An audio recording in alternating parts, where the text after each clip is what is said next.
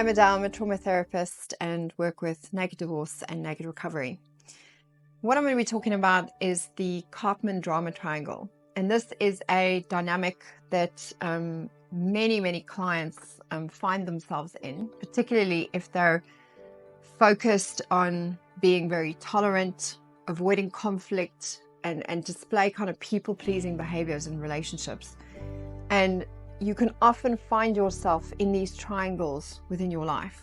So the first thing to understand is that in the triangle, there's three distinct roles. The first one is the role of the victim.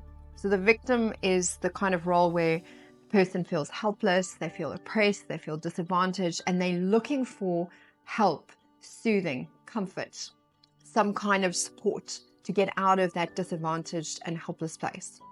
The next role is the role of the rescuer. And the rescuer is really feeling compelled to help or to fix, and often at their own expense. Often they martyr themselves with this quest to help the victim get out of this place. And the third part of the triangle is the persecutor. And this is the one that's feeling, kind of a bit angry and irritated with the system. And they often are blaming or criticizing and taking on a very controlling stance within the system.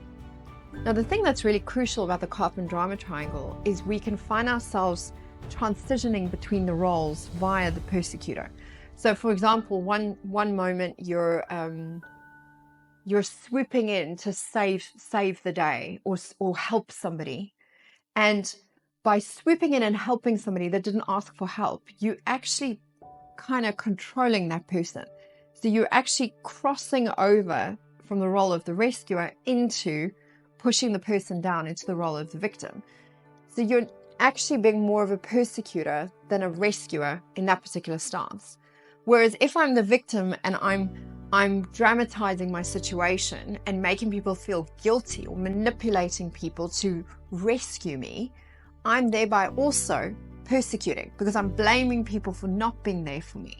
I'm trying to control the narrative of the situation. So I'm actually persecutingly putting people into the role of rescuer around me.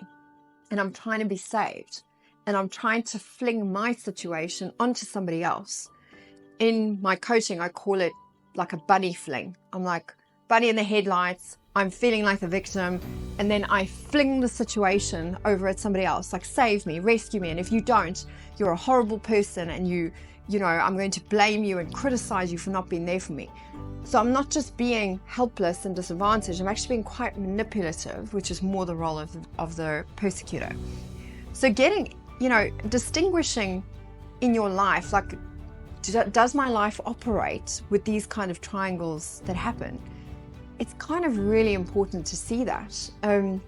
I see this pattern particularly with people that are in relationships where they've been people pleasing or very martyry. They're like, oh, worked so hard, I did everything, I helped the person, I saved the day, I anticipate the needs of others and run around and do everything for everyone, and then nobody is there for me at the end of the day. That's a kind of really tired, harassed rescuer mindset and wording. And the expectation there is that if I do all this stuff for you, you're going to be there for me and you're going to guess my needs and you're going to appreciate me at the end of the day. And then when that doesn't happen, that's a really brutal moment for the rescuer, and they feel alone, they feel unappreciated, they don't feel like their needs matter, and then they flip-flop into the place of being the victim and feeling helpless and oppressed and like, why is no one there for me? And there's this kind of thankless martyrdom that has therefore happened. And then if you're in the role of victim, you're sitting there waiting to be found, understood, cared for, soothed, helped out of your situation. You're feeling really oppressed. And the expectation with the victim is, well, I want you to save me, but I don't owe you anything. True saving shouldn't be done with the expectation of needing anything in exchange, because then it's not unconditional. If there's a condition attached to it, well, I'll save you, but you're going to be appreciative and you're not going to leave, or I'm going to be able to control the narrative by doing that, the victim is kind of now angry if there's some kind of expectation like that going on, because that now feels like you haven't genuinely just wanted to give and save me.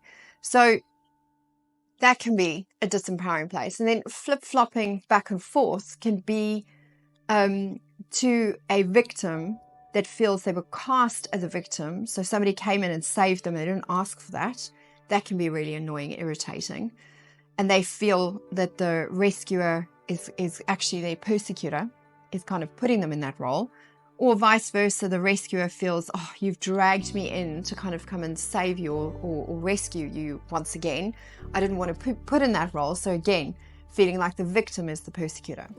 So if you find yourself in these patterns over and over again, the big thing is to kind of, step one is to observe.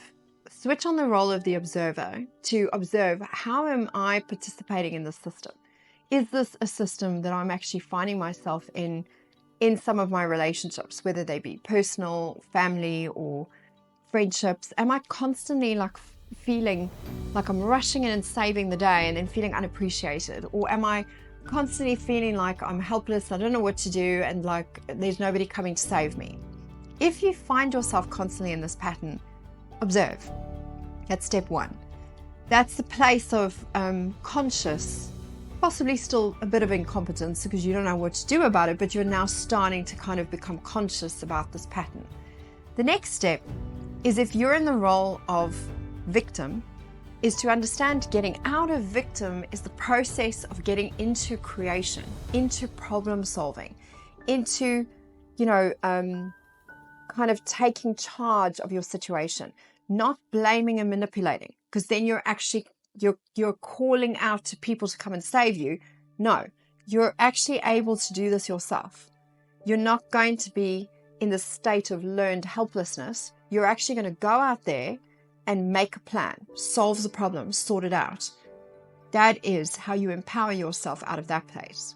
If you find yourself always in the role of rescuer that feels unappreciated, stop running around and saving the day.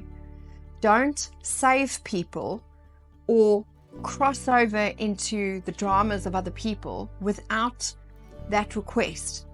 Like, don't rush in and soothe and comfort and do all that stuff without like a direct request for that. And even if there is a direct request for that, be careful, because you're still at some stage going to be persecuted. It's more effective to coach. So if you find yourself in the role of rescuer, coaching the victim to a place of problem solving and creation is a more effective strategy, because you're no longer in this like flip-flop thing. You're actually taking charge and saying, hey, I get where you're at. You're not in a good space. Why don't we talk about what you can do about that? And I can soundboard with you, but you can do this. You've got this. I believe in you. And that belief is sometimes what the victim needs to actually rise out of their current situation. And anytime, we're in that place, what we're also doing as the rescuers, we're setting healthy boundaries. We're not charging in and just like solving the problem for the person. We're teaching and guiding and empowering and believing that the person is actually able to solve their problems for themselves. And I think that is a crucial thing that most of us need to learn if we find ourselves in these triangles within our lives. And if you're constantly in that place of feeling like you're cast as the persecutor, challenge that. It's like, hang on, wait a second. I've now put myself in a position I didn't really want to be in. Standing back. So challenging and standing back basically means that you can now empower the victim to create, or you can set a boundary and get back to that place of coach instead of rescuer. So the rescuer gets transformed into a coach. The victim gets transformed into the creator or the problem solver. And as the persecutor, you're standing back and challenging this narrative. You're not getting sucked into the narrative automatically. This way, you don't get pulled into these stupid triangles all the time, which can be very exhausting. And, they use up a lot of energy, and there's a lot of drama associated to all of it. Hence why it's called the drama triangle. So by taking responsibility for your actions and, kind of understanding, look, as the victim, if I create my own problem, I need to create my own solution out of this, and I've got to be responsible for the outcome of that. Sometimes the outcome will be good, sometimes it will be bad. I can deal with it. I'll handle the fallout, I'll handle the outcome of it.